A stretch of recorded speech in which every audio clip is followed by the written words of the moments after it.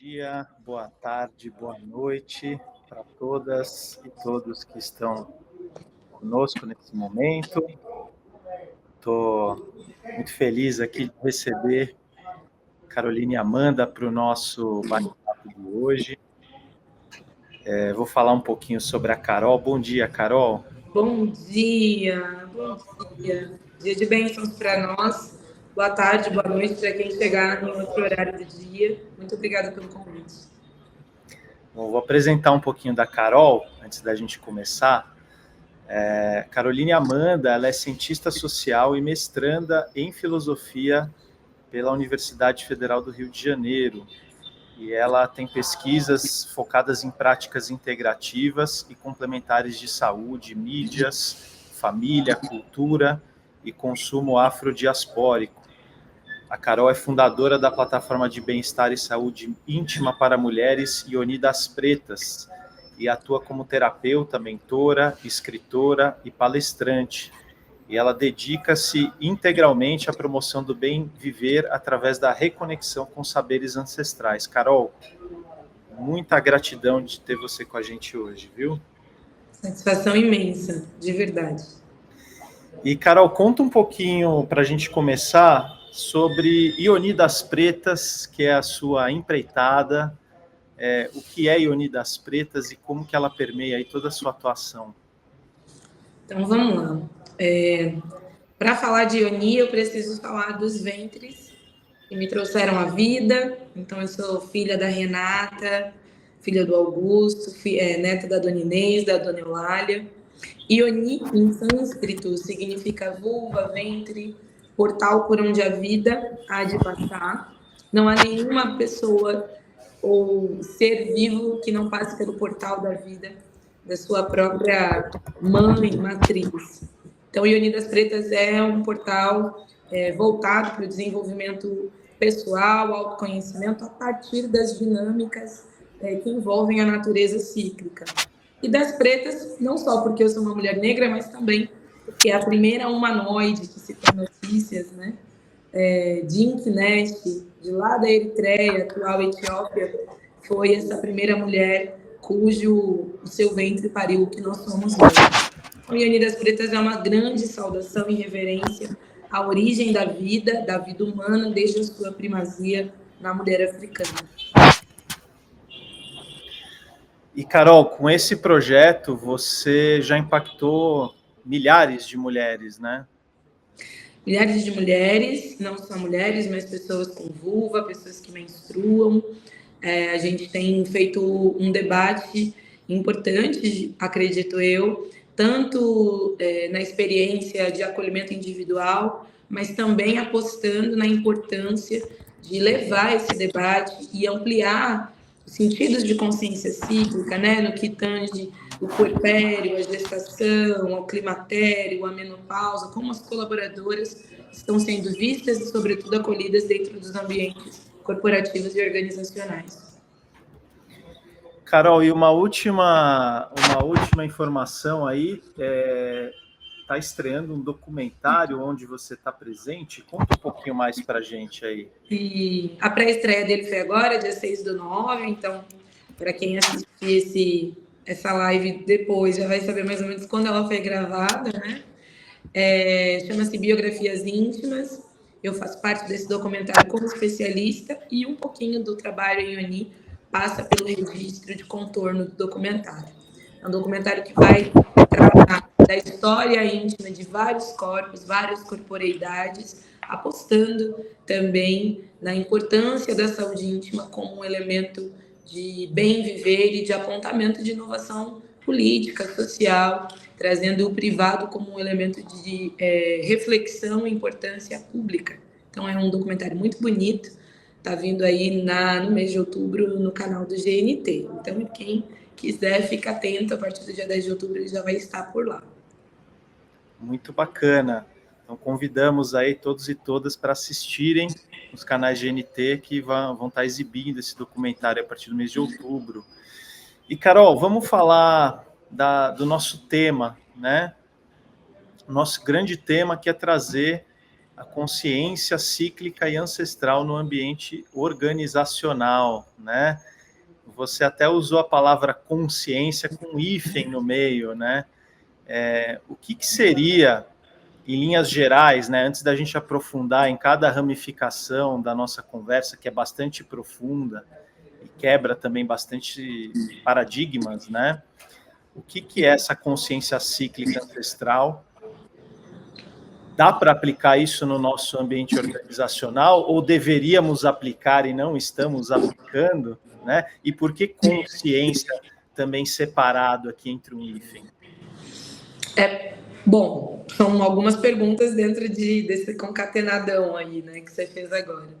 Primeiro, consciência com hífen, porque existem ciências ancestrais, né, para além da própria experiência da ancestralidade como um elemento de fonte filosófica, fonte histórica, existe também a apreensão de que a ancestralidade é, per si, uma fonte de tecnologias e ciências. Então, a relação com a natureza cíclica, ela se dá de maneira ordenada e potencializada quando a gente compreende como os povos originários, sobretudo localizados no hemisfério sul e Ásia, pensando aí África, América Latina, antiga Biayala, né, e os povos originários asiáticos, como eles organizavam as suas relações políticas, sociais, econômicas, relacionais, como eles organizavam a sua relação com os recursos naturais. Então, são sociedades milenares que desenvolveram diversas formas tecnológicas e científicas de se relacionar entre si e com o todo.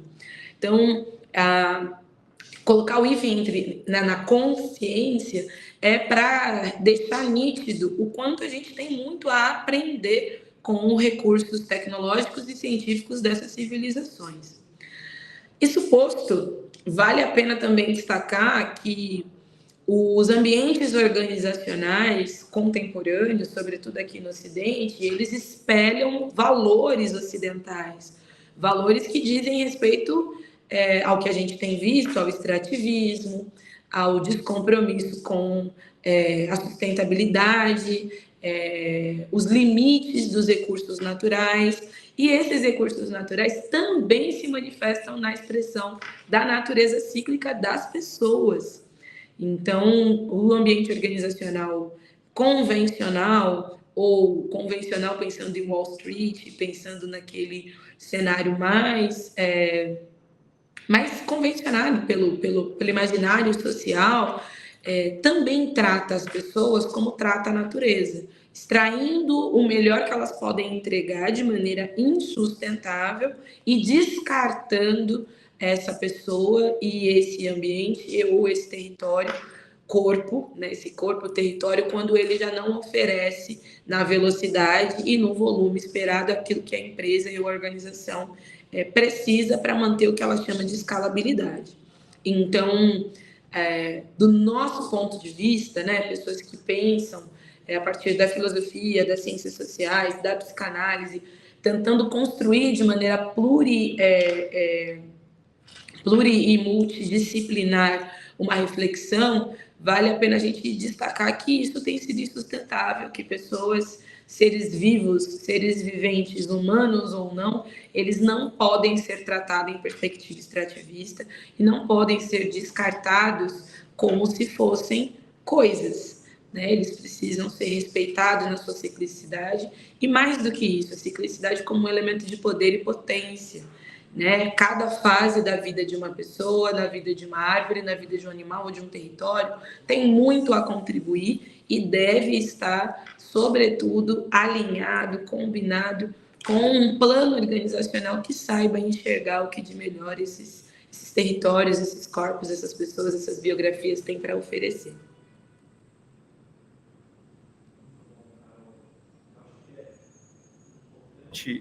Muito bom, Carol. Acho que é importante essa abertura, né? Para a gente também falar o que são ciclos, né? O que são ciclos, e não só o ciclo macro ou micro, mas todos eles juntos, né?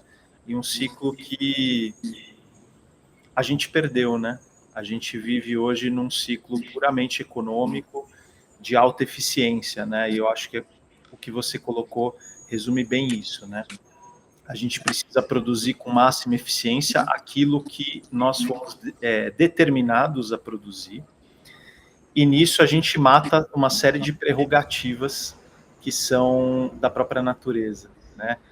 Você diria que existe um caminho para a gente se reconectar com isso, falando de um âmbito econômico, organizacional, existe um caminho para Wall Street e Faria Lima se reconectar com isso? Seriam as ciências ancestrais, e como que essas ciências podem nos ajudar nessa reconexão? Né? Começamos por essa grande separação entre o pessoal e o profissional, né? Entre o material e o sutil, né? Entre as coisas que a gente tende sempre a colocar de um lado ou de outro, né? É possível a gente fazer essa integração? Eu acredito que é absolutamente possível. Um dos recursos, né, que as ciências e as tecnologias ancestrais se baseiam diz respeito à experiência ritualística. Ritualizar os processos, ritualizar as fases, ritualizar os inícios e os fechamentos de ciclo. Muito do que a gente experimenta hoje no âmbito da saúde pública, incluindo o fato de que o Brasil é um dos países mais ansiosos do mundo, se não o mais ansioso, diz respeito à desconexão com o tempo natural, né? A ansiedade é um descompasso em relação ao tempo. E justamente porque a maioria esmagadora da população brasileira, bem como a maioria esmagadora da população mundial, conectada com o modus operandi capitalista e voltado estritamente para o extrativismo da vida, seja de recursos naturais e do tempo de vida das pessoas, está descomprometido com a ritualização dos processos. Então, as prerrogativas, né, que você menciona, que dão contorno à qualidade da entrega, elas precisam ser visibilizadas e elas costumam se manifestar quando a gente abre espaço para a ritualização dos processos. Hora de começar, como a gente está no meio, hora de concluir, como a gente conclui, a gente averigua como as pessoas estão nesse processo de conclusão, o que elas têm para contribuir. Então, a ritualidade não é um elemento religioso. A ritualidade é um recurso tecnológico basilar das ciências ancestrais que faz muita falta dentro de uma égide estritamente corrida, que acelera o tempo do áudio, o tempo da vida, acelera as coisas, pula etapas, pula fases, não faz o que os nossos antepassados e ancestrais entendiam que era fundamental, que são os ritos de passagem, as iniciações, né? Então, você vê pessoas que acabam de sair dos seus MBAs e já estão liderando grandes equipes, ou seja, às vezes essa pessoa pode ter um repertório muito robusto em termos de técnica, mas ainda não tem tônus para lidar com as dimensões das relações humanas. Essa pessoa precisa passar por um processo ritual. Então, as ciências ancestrais não só têm, como devem ser reverenciadas e reconhecidas como a principal fonte de reordenação e equilíbrio das relações intra-organizacionais. Eu acredito nisso. Carol, é interessante porque a gente fala de ancestralidade, a gente fala de um possível resgate, né, essa conexão perdida, mas não é voltar ao passado no sentido de a gente involuir, né? A proposta é a gente conectar uma coisa com outra, né, para a gente ir para um outro futuro que não seja um futuro catastrófico, né? Agora a gente está vivendo, eu sempre vou comentar das policrises, né? A gente vive agora os incêndios aqui no interior de São Paulo, mas a gente está vivendo seca no Brasil inteiro, a gente está vivendo chuvas, a gente está vivendo guerras, questões políticas, ou seja, é uma forma, né, dessa ritualização, dessa reconexão, também da gente resgatar algo que vai nos levar adiante, né? Não é que a gente vai deixar de evoluir para voltar a viver sem as tecnologias, sem toda a abundância e toda a transformação positiva que a gente criou no mundo, né? Assim, inclusive, há diversas filosofias ancestrais, elas não me parecem, daquilo, do meu ponto de pesquisa, estarem interessadas em evolução ou em involução, né? Elas estão interessadas em expansão de consciência, elas estão interessadas em produzir recursos que assegurarão os seus descendentes, não no lugar de acumulação, mas no lugar de perpetuação. Se a gente pensar, por exemplo, a muralha da China, ela foi construída durante diversas gerações. Se a gente pensar os grandes patrimônios que a humanidade hoje pode revisitar no antigo Kemet, que o Ocidente chama de Egito, todos aqueles registros que o que sobrou do que a colonialidade não conseguiu quebrar foi pensado para ser um legado. Então, os povos primeiros, na sua grande maioria, na perspectiva filosófica e social, organizacional, não estão interessados na evolução ou involução, estão interessados na produção de legado, de como garantir que o seu trânsito nesse tempo, que é curto, vai conferir dignidade aos seus descendentes. O que a gente experimenta hoje é um descompromisso com quem virá. Por quê? Porque está interessado em evoluir em um único tempo de vida, o que demora muitas vezes pelo menos 5, 6 ou 10 gerações. Então, eu não acho que é sobre evoluir ou evoluir, é sobre expandir consciência para sustentar a responsabilidade de produzir legado. Perfeito, né? Isso me lembra de uma analogia que a gente faz sobre a idade do planeta Terra, né? O planeta Terra, ele tem bilhões e bilhões de anos, estima-se que 15 bilhões de anos, né, de planeta Terra, arredondando um pouquinho para cima aqui, né? E a gente vive como essa composição corpórea aqui, espiritual, há cerca de 50 mil anos, ou seja, a gente está aqui há tão pouco tempo, né? Se a gente colocar em perspectiva, e a gente consegue causar muito mais dano do que gerar legado, né? E eu acho legal essa questão do legado, porque isso desmonta um pouco dessa questão do passado e do futuro, da evolução e da involução, do que é certo e errado. Porque, poxa, você tem uma sabedoria acumulada.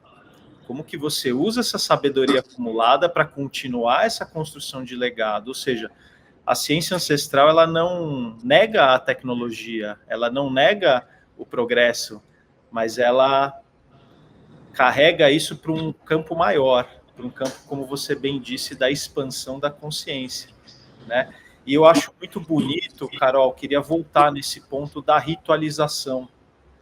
Onde que a gente se perdeu na ritualização? Onde que a gente escorregou? E como que a gente resgata isso? Porque hoje em dia a gente tem várias composições de empresas, de equipes. Você tem equipes remotas, você tem equipes híbridas, você tem uma série de variáveis que compõem a interação entre as pessoas para produzir um tipo de valor, para gerar algum tipo de criatividade, de soluções, né? Quão importante é a gente trazer esse ritual para o nosso mundo também dito profissional, né? O quão importante é a gente incorporar essas práticas? Eu acho interessante essa pergunta, sabe, Paulo? Onde a gente escorregou? Eu sinto que a desconexão do tempo do corpo e do tempo do corpo-território estendido à natureza, o que eu quero dizer com isso? Enquanto nós tivemos notícias de que é no verão que a melancia vem, porque a melancia é uma fruta composta quase por 80% de água, e ela vem no verão para nos hidratar. Ela tem uma função, certo? E aí a laranja começa a dar um pouco mais ali no outono, porque é o momento que a gente precisa mais de vitamina C para conseguir suportar, né, o que virá do inverno. Quem fez essas observações? Em geral, dentro dos povos originários, quem tinha essa conexão direta de decodificação da terra eram as mulheres, em várias sociedades. Então, essas mulheres decodificaram o que eram ervas comestíveis, o que era veneno, o que era remédio, o que era para cada momento, e elas respeitavam o tempo de cada movimento do roots, né, das raízes da natureza.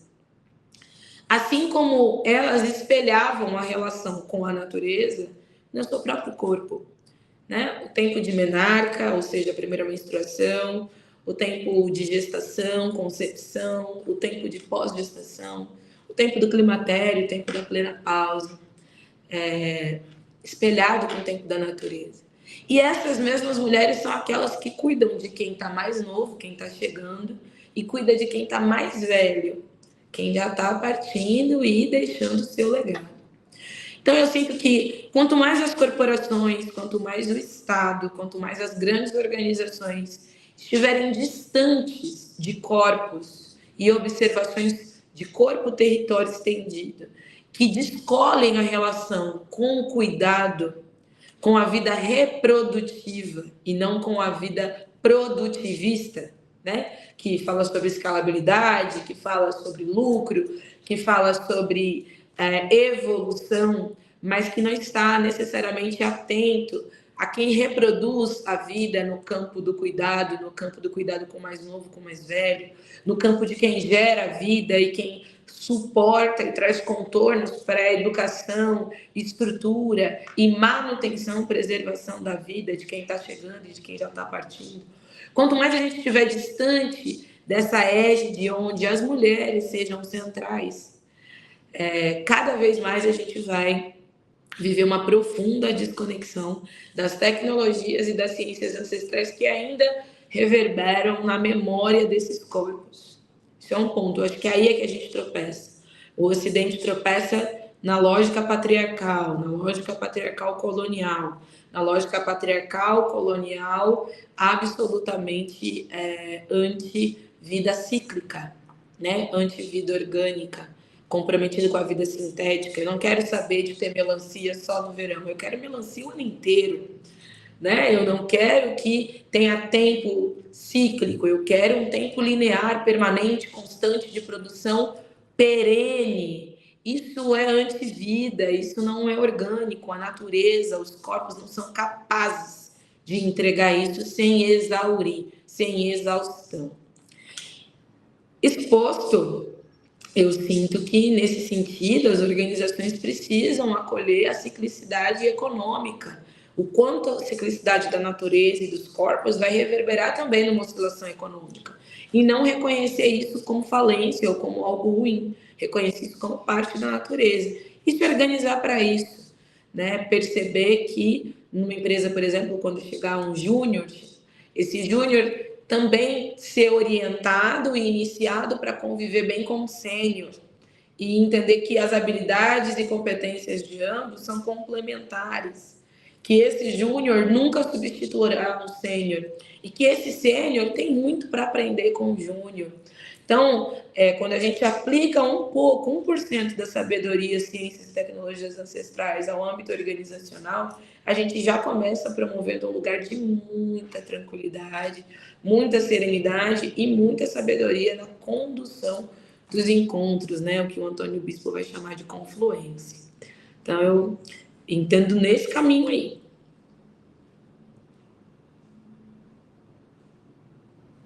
Voltei. Muito bom. Eu vou trazer aqui uma pergunta, uma afirmação e uma pergunta da Cris Improta, né, que teve com a gente aqui na conversa anterior. E um prazer, Cris, ter você com a gente aqui também. A Cris trouxe que a ritualização como um caminho alternativo à era do instantâneo. E aí ela traz uma reflexão que eu vou Cris, se eu interpretar de forma errônea, você coloca aqui nos comentários, tá? Mas que a gente também estragou os rituais, né? A gente também usou os rituais como um caminho para essa grande crise de significado. Isso foi uma pergunta da Cris. Se a gente não acha que a gente também estragou os rituais a ponto deles serem um caminho, porque hoje você vive essa era da experiência instantânea, né? Então tudo é uma grande experiência. Então a gente cria, eu vou denominar aqui de rituais artificiais, vamos chamar assim.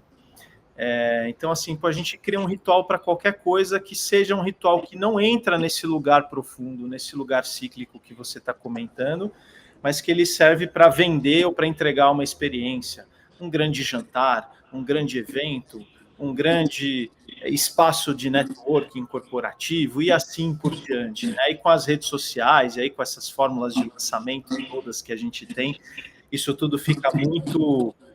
com umas narrativas muito puxa, vai mudar a vida de alguém, vai transformar a tua vida, e a gente acaba perdendo também essa pureza dos rituais. É isso? Você concorda com esse ponto de vista? Eu acho que a gente precisa organizar quem é a gente, Paulo. A gente é muita gente. Existe um lugar, sim, de busca ou tropeços de esvaziamento da ritualidade. Mas existe para outros grupos o ritual como a única saída de sobrevivência, que é o meu ponto de partida. Recentemente, em Unidas Pretas, a gente está com as inscrições abertas para uma experiência interna de formação que chama Cíclicas e Circulares. Por quê? Porque a gente entende a circularidade como um valor incontornável de manutenção da saúde comunitária. Então, se a gente pegar no Brasil, se não fossem as rodas de samba, as rodas de capoeira, as rodas de jongo, as rodas de candomblé, momentos onde a gente produziu a assegurar a nossa própria humanidade, a nossa própria dignidade enquanto sujeitos pensantes, sujeitos criativos, sujeitos complexos, sujeitos inteiros, se não fosse os ciclos e os círculos e as suas ritualidades, nós não estaríamos aqui agora. Então, os círculos e os rituais de cada fase seguem vivos, porque existem grupos primeiros que não sabem e não podem viver sem eles. E esses são aqueles que dão base para o que eu estou chamando de ciências e tecnologias ancestrais. Não é sobre performance, sobre rituais performáticos, né? O que você está chamando de artificial, eu quero complementar com performance. Ritualidade para nós não é performance. Ritualidade para nós é fôlego, é oxigênio. Então, eu acho que organizações, lideranças, gestores sérios precisam levar esse tipo de oxigênio ancestral para o seio das suas relações, para que elas saiam de um lugar estritamente superficiais de experiências pontuais para um lugar substancial de promoção de vivências conectivas de fato, que gerem vínculos genuínos, que gerem a possibilidade da autenticidade das pessoas que estão nesses meios. Porque as pessoas nesses lugares também não expressam sua autenticidade, também não vivem experiências genuínas e tampouco podem produzir algo de fato inovador. Ninguém é inovador na mentira, na performance. E a inovação vem da autenticidade. Né? Então, por isso que a gente está aqui, né? E Unidas Pretas com Innovation Roots. É uma experiência, né? O que sai disso? O que é produzido disso? É produzido a partir da autenticidade de alguém que quer e que está produzindo algo novo, e alguém que olha para uma vulva, para o ventre e pensa, é daqui que vai voltar outras possibilidades de vida que não passe pelo sintético, porque tudo que sai de uma vulva é vivo. A vulva não produz sintético. O útero só produz vida, nada além disso. Então, é um pouco disso. Sensacional. Acho que a Cris até colocou aqui que ela quis dar a entender se os rituais não seriam um antídoto à crise de significado. Então, concordamos que sim, né? Que são antídoto, né? Absolutamente.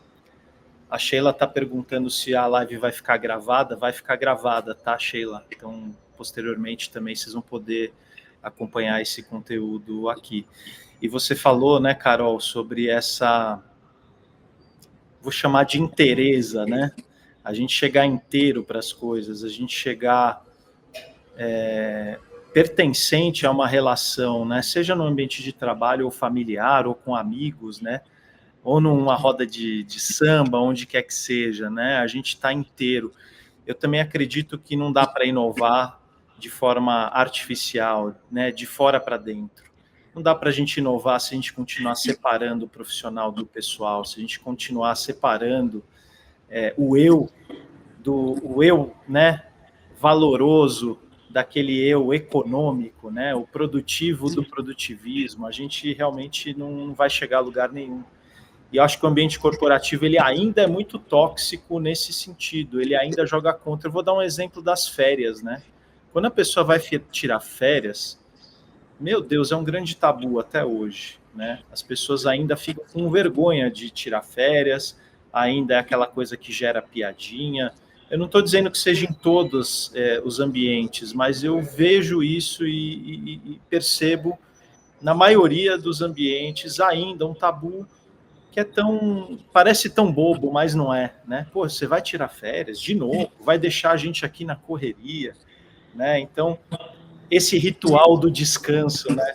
Também tá sendo um ritual que está querendo ser, está se tentando fazer com que não, você não pode descansar, você não precisa descansar, né? Trabalhe enquanto os outros dormem, né? Não é esse o lema que se fala por aí, né?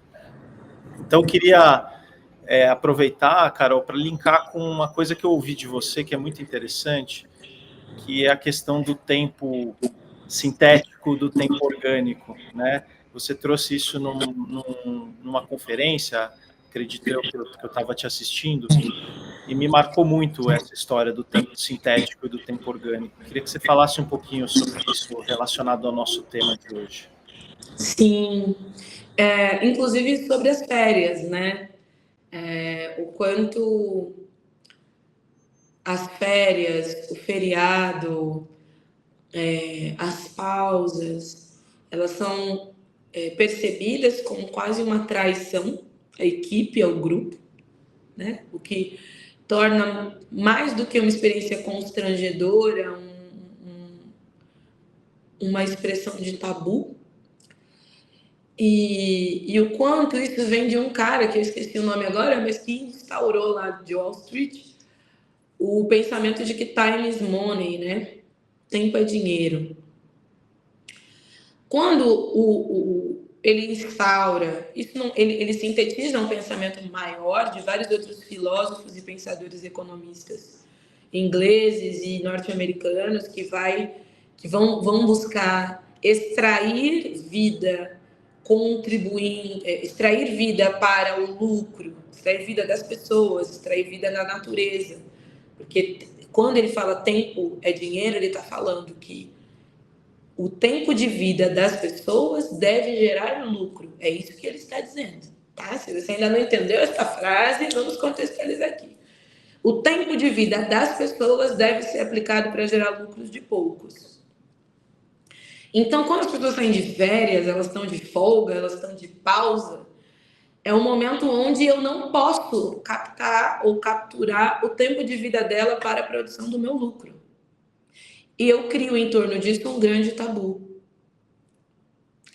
Nessas experiências contemporâneas de home office, trabalho híbrido, remoto, enfim, isso está muito confuso, porque, e com a tecnologia, o nosso tempo de vida está sendo sequestrado de uma maneira diferente, altamente sofisticada e mais voraz e tóxica do que em qualquer outro tempo da nossa história humana, e nós não estamos percebendo porque ela vem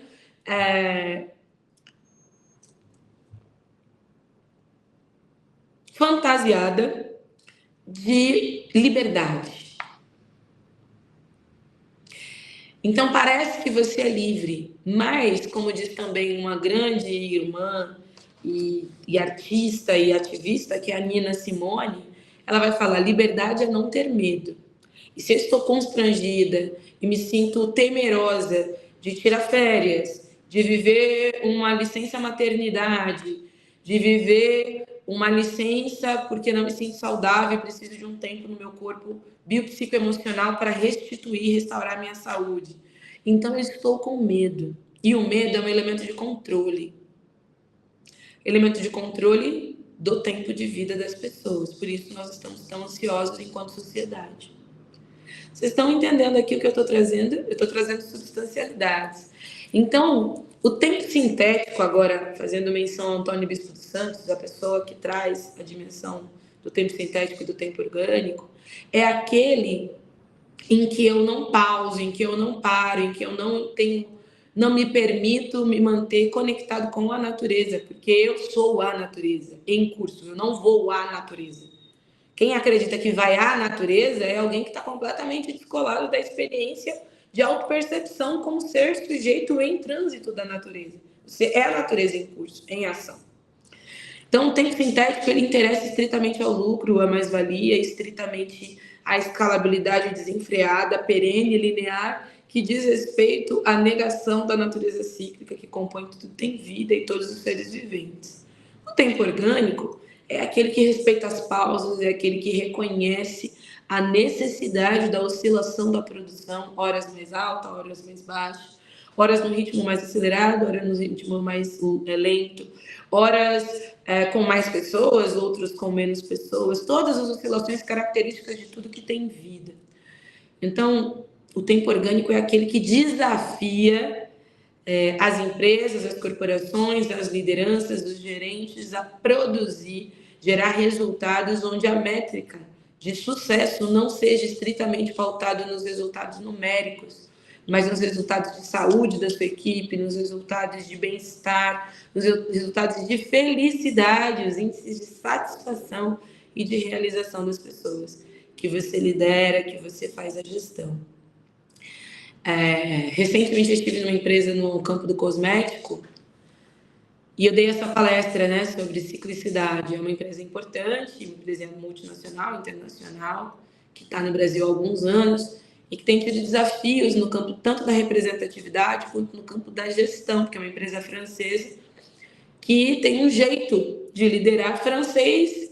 Eles estão locados no Rio de Janeiro e uma das coisas que eles diziam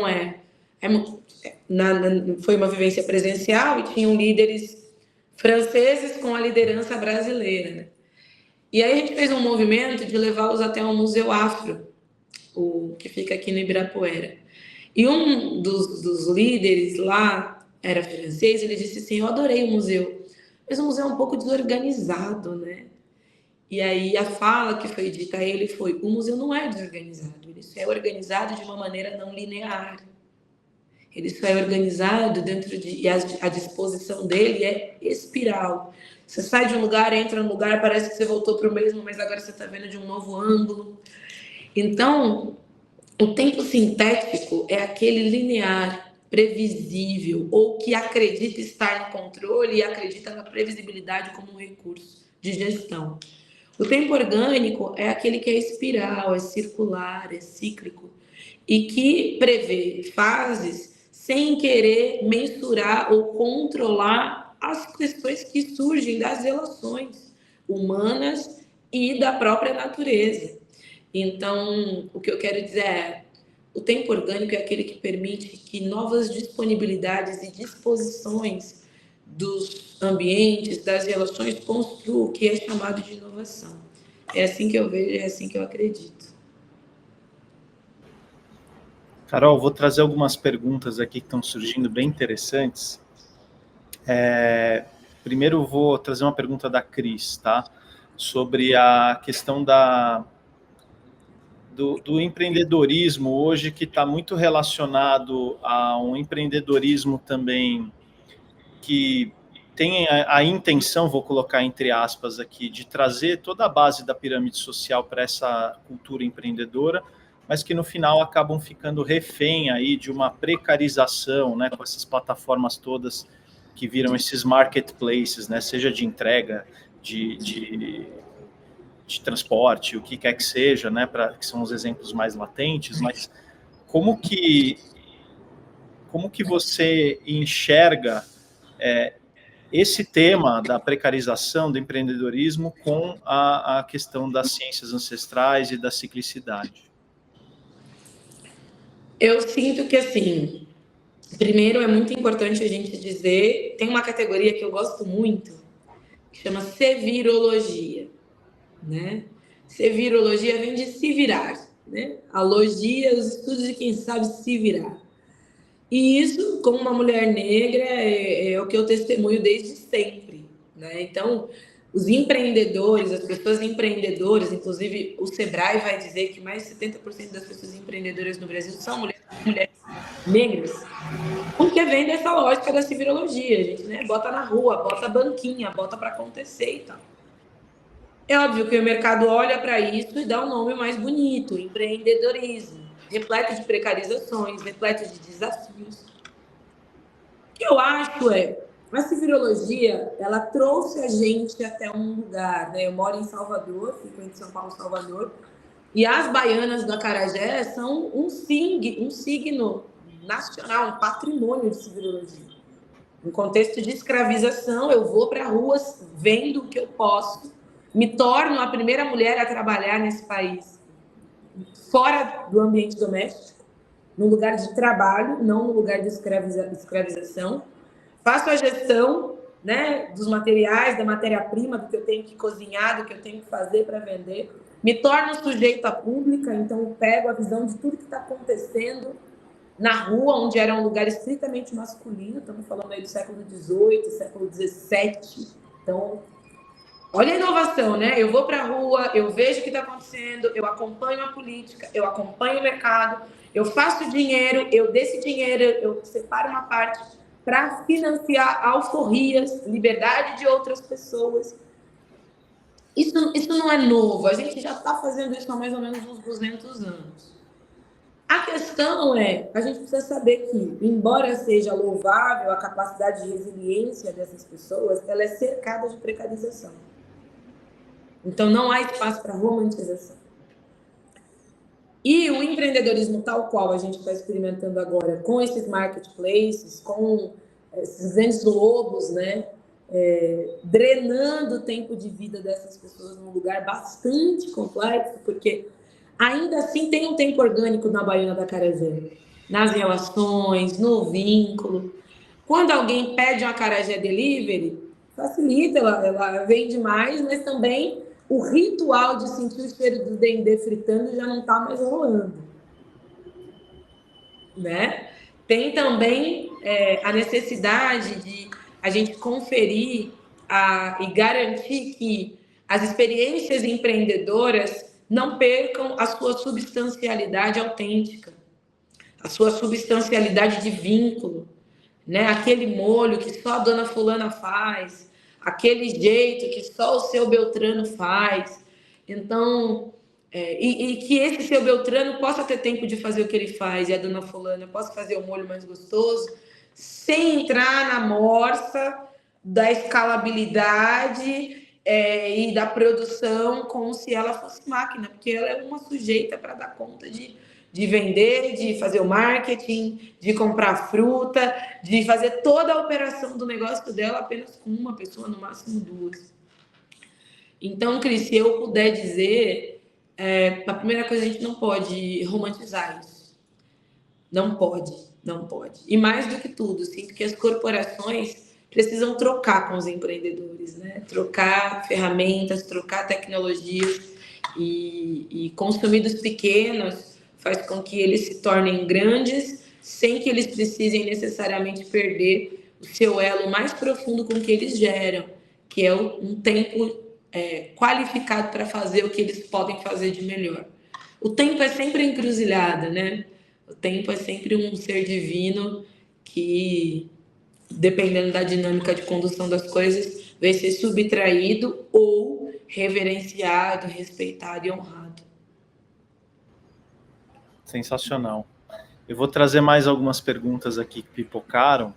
O Marcelo fala da competitividade, né? Que hoje a gente vive um mundo cada vez mais competitivo.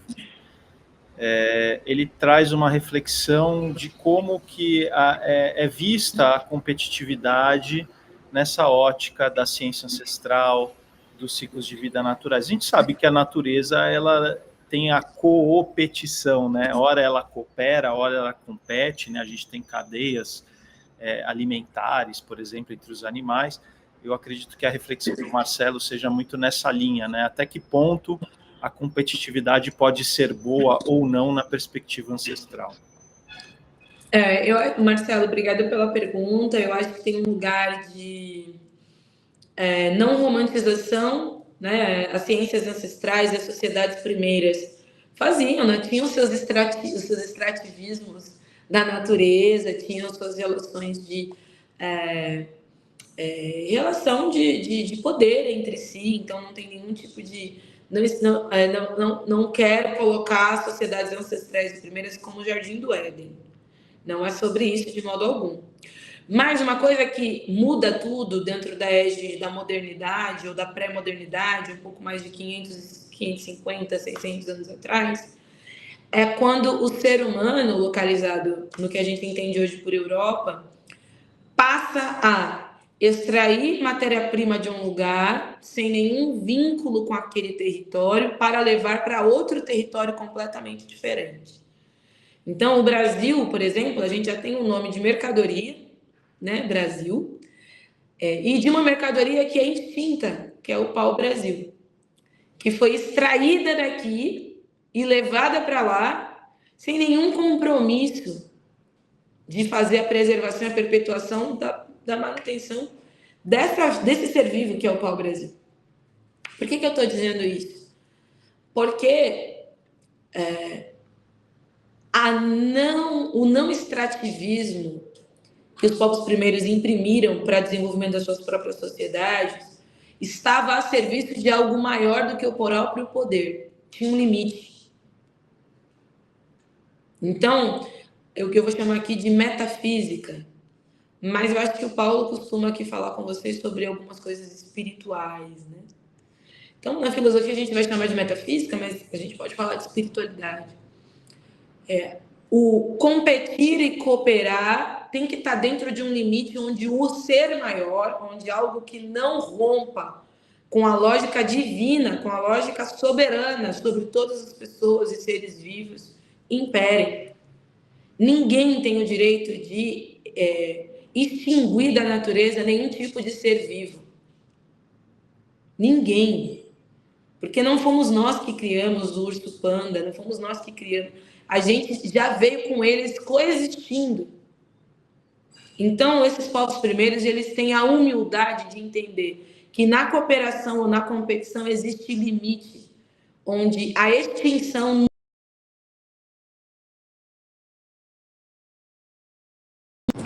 Voltei? Onde a extinção nunca pode acontecer. Então, eu espero ter contribuído nesse sentido. Tem cooperação, tem competição, tem dinâmicas predatórias também, mas que não ultrapassam o limite da extinção, o limite do aceitável, por isso que eu estou chamando espiritual, metafísico, ancestral. É isso. Muito bom. Eu vou trazer uma pergunta da Laís também. Primeiro, ela agradece e diz que o seu convite, né, ao retorno do olhar cuidadoso é uma inspiração, né? E ela coloca aqui que a gente sabe que isso demanda tempo e dedicação, e que hoje as pessoas não estão necessariamente interessadas em processos mais profundos, mais colaborativos, que gera reflexão e soluções pela raiz. Pelo contrário, espera-se respostas prontas e imediatas para resolver situações complexas. Ou seja, ela está trazendo aqui, concordando com a gente, né, de que é um convite ainda delicado, um convite ainda que tem resistência, né?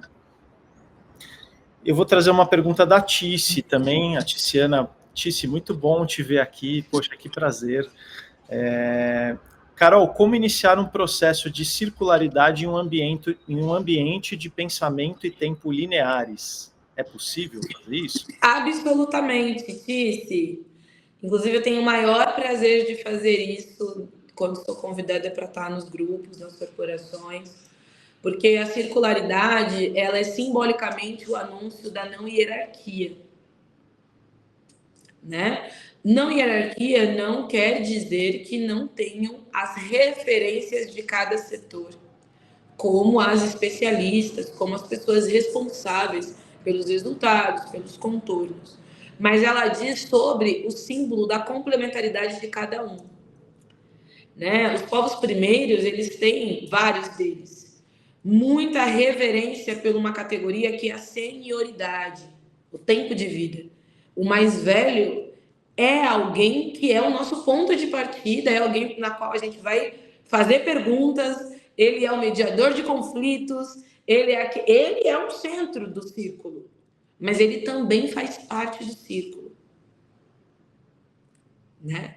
Então, quando as empresas, os grupos começam a se organizar numa dinâmica circular, a gente começa a trazer também na PNL uma comunicação mental, neural, de que todas as pessoas importam. E se existem ambientes estritamente lineares que provavelmente acreditam em começo, meio e fim, acreditam em hierarquias onde uma voz vale mais do que a outra, em que uma opinião é mais valiosa do que a outra. E nessa dinâmica, eu acredito que as coisas vão se perdendo muito, né? Alguém que podia dar uma grande contribuição numa dinâmica linear não dá, não se sente apto, não se sente relevante. Alguém que tem algo a contribuir não contribui porque também não se sente relevante. Na circularidade, não.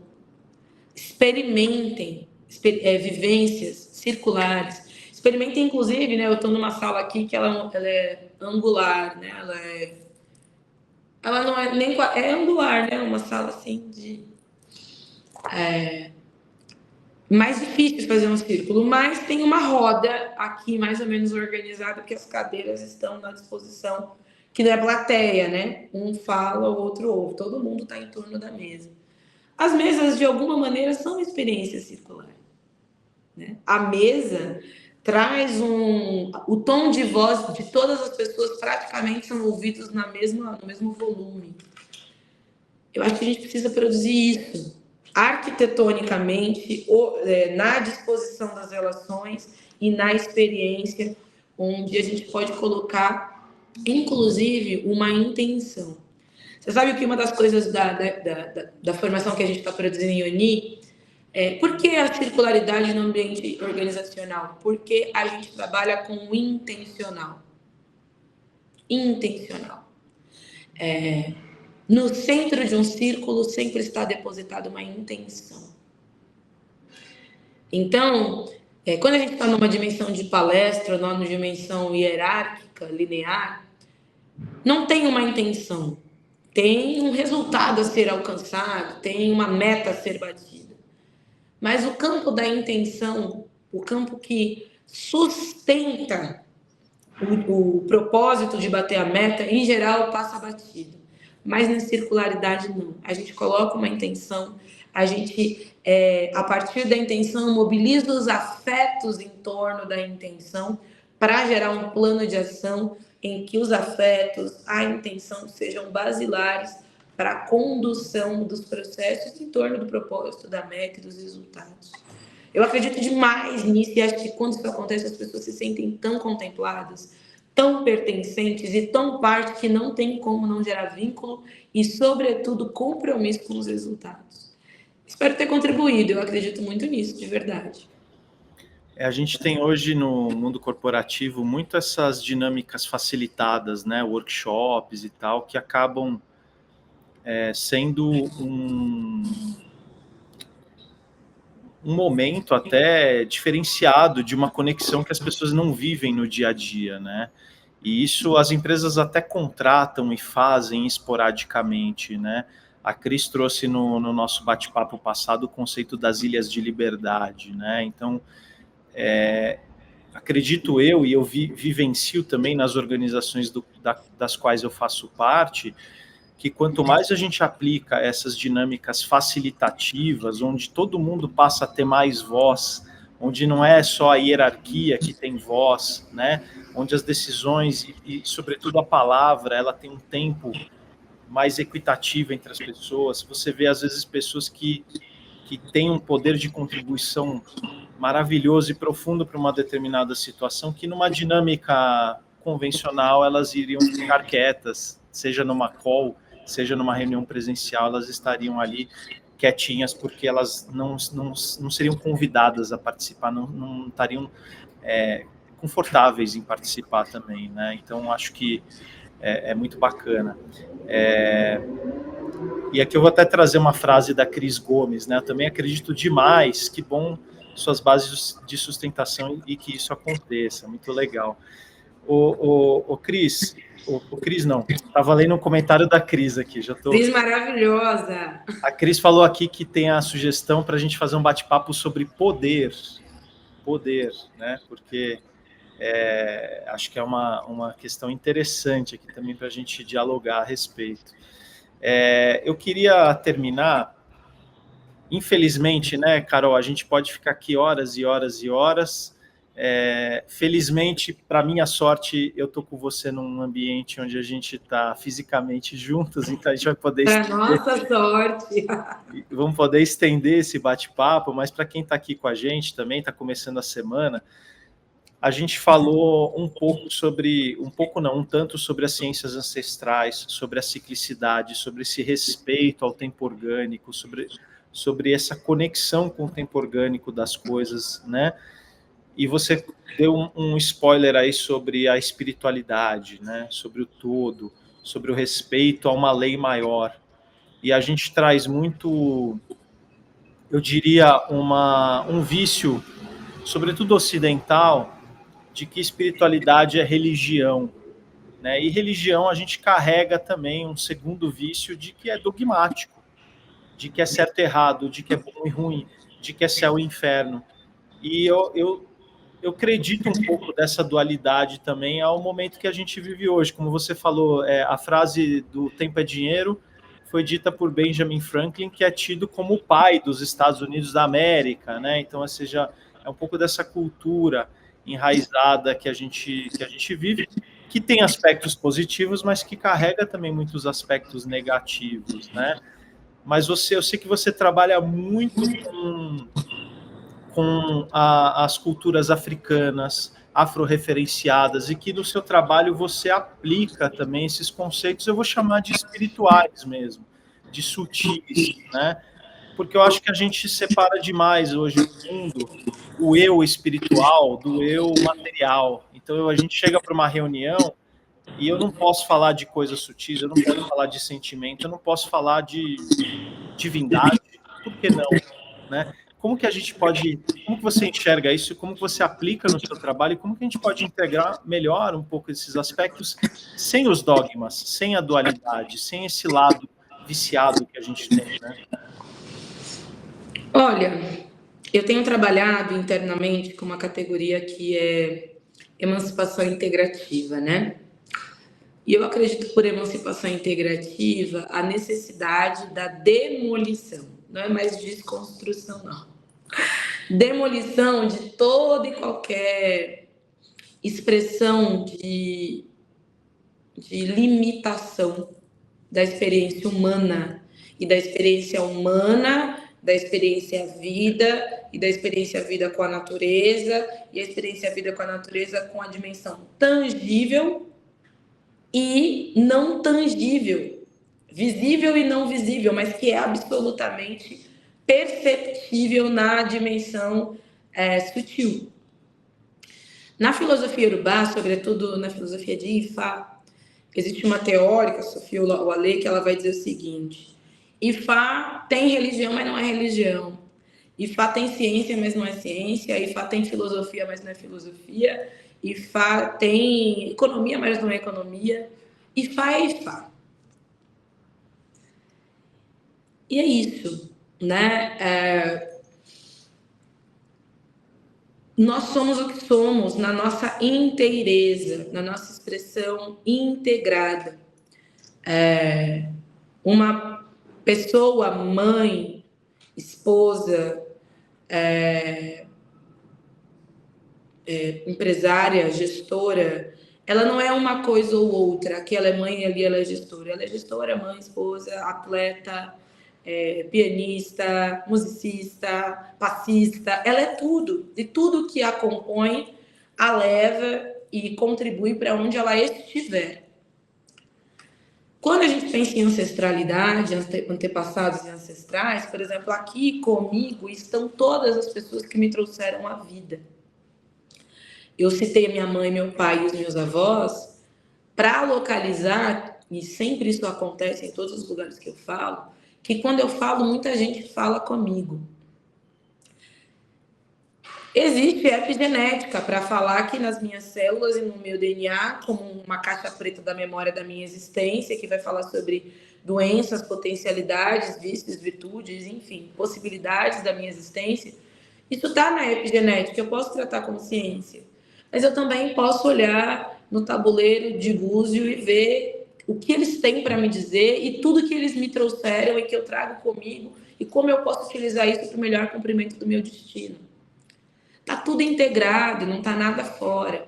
E se hoje quem está ouvindo a gente ainda não compreende isso, não é porque você não compreende que isso deixa de ser importante, valioso e inexistente. O Ocidente tem esse hábito de que tudo que eu não domino, tudo que eu não compreendo e não sei explicar, deve ser invalidado.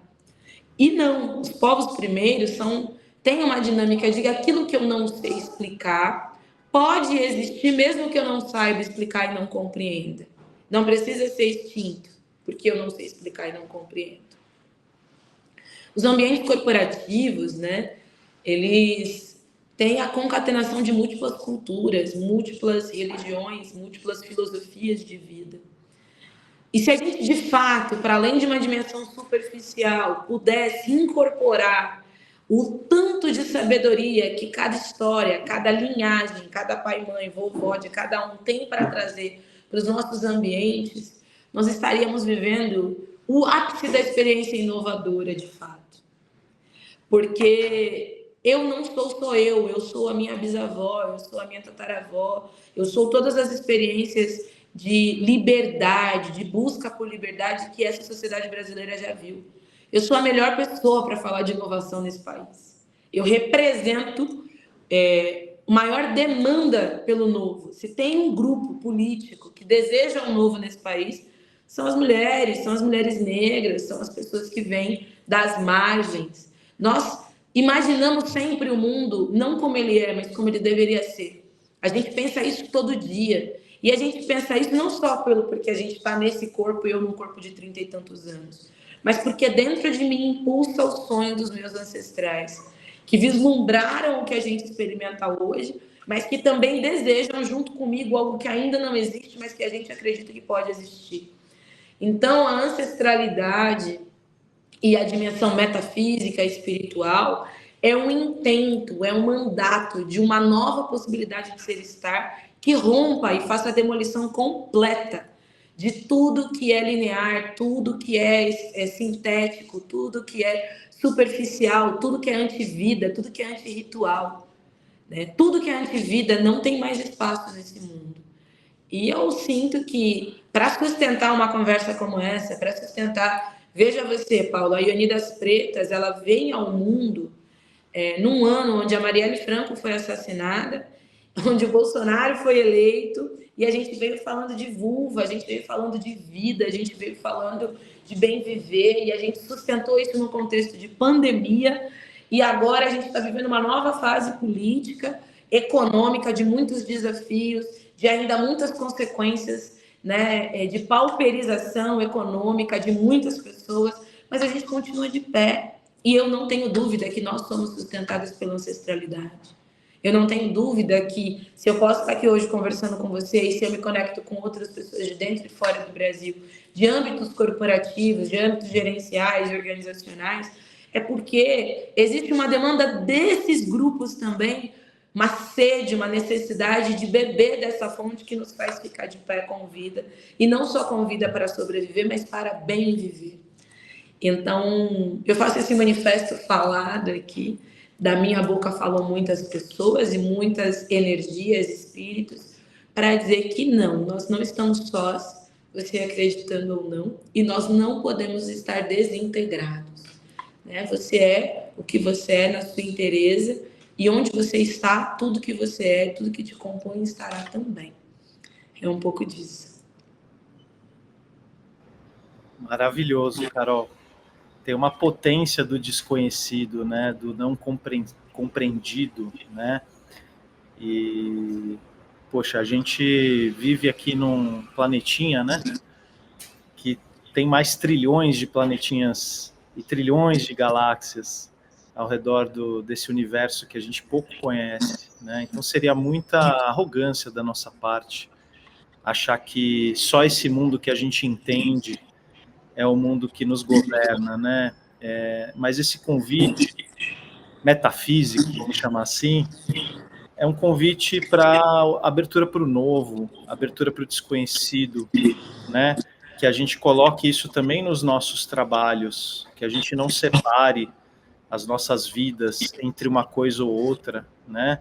Que a gente incorpore quem a gente é, né? Que a gente consiga se expressar da melhor forma possível em qualquer ambiente, né? Que a gente possa trazer toda a nossa crença, os nossos valores, e a gente possa trazer esse que chamam de fé, né, na dinâmica espiritual, mas que a gente pode trazer como confiança ou como esperança ativa, né, como dizia Joanna Macy também no seu livro Esperança Ativa, ou Amor Radical, como diria o Satish Kumar no seu livro Amor Radical, também para deixar indicações, porque a gente precisa dessa esperança, a gente precisa dessa confiança, dessa fé, de que algo novo e desconhecido está chegando, pode chegar, que a gente pode alcançar isso nessa existência, e que a gente está construindo esse legado em conjunto, uns com os outros, umas com as outras, né? Então, puxa, Carol, te agradeço demais por esse bate-papo. Convido também todas as pessoas a entrarem no nosso site aqui, innovationroots.com, tá printado aqui embaixo da tela, assinar a nossa newsletter para ficar por dentro aí de conversas como essa, por lives e conteúdos, tanto no LinkedIn, no Instagram, que a gente está por aqui promovendo. Gratidão, Carol, maravilhosa a nossa conversa. Muito obrigado. Vou te convidar mais vezes, viu? Se prepara. Valeu, gente.